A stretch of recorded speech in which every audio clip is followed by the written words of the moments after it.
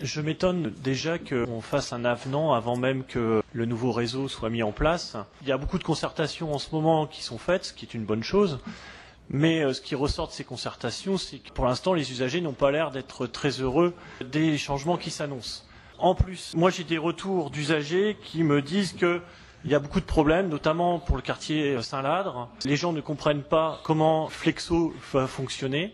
Alors peut-être que vous pouvez nous éclairer là-dessus. Ensuite, sur certains arrêts, par exemple les arrêts devant certains établissements scolaires comme le collège Édouard Lucas, j'en reviens donc au problème que j'avais évoqué quand on avait voté l'affermage le 31 mai dernier, c'est ce problème de qui fait les réseaux. C'est le problème de base là-dessus, c'est le réseau est-il fait par Keolis, est-il fait par les élus? Cet affermage déresponsabiliser les élus, il va falloir retravailler avec les usagers, mais j'ai l'impression qu'on n'a pas beaucoup de marge de négociation, puisque il me semble, dans mon souvenir, qu'on avait dit qu'on pouvait modifier l'ensemble du réseau qu'à hauteur de 5%.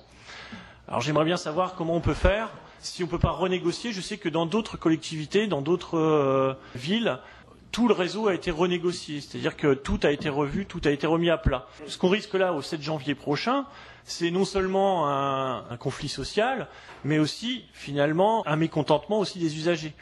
Et le but, c'est quand même d'être au service des usagers et de faire en sorte que les réseaux de transport en commun fonctionnent bien, dans le but, comme on le dit à chaque fois, d'éviter la place grandissante de la voiture individuelle.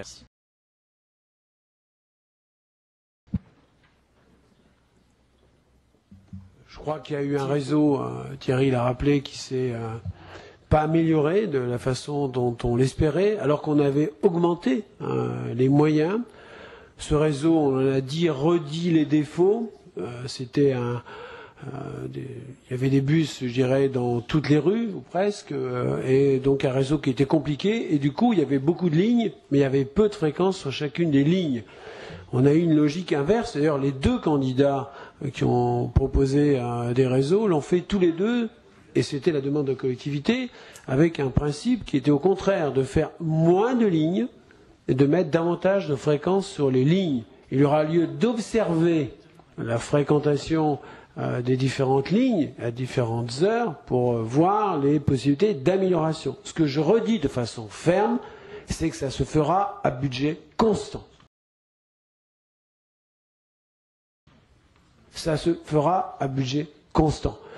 Donc cet avenant numéro 1, lui, il n'est pas à budget constant. Il y a une dépense supplémentaire de 250 000 € environ.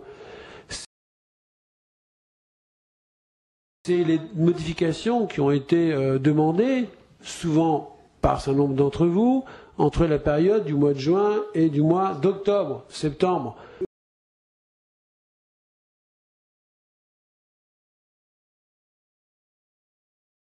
Keolis, je vais résumer en une phrase. Ce sont des demandes politiques qui ne correspondent pas à un besoin constaté en matière de fréquentation, donc vous payez en plus.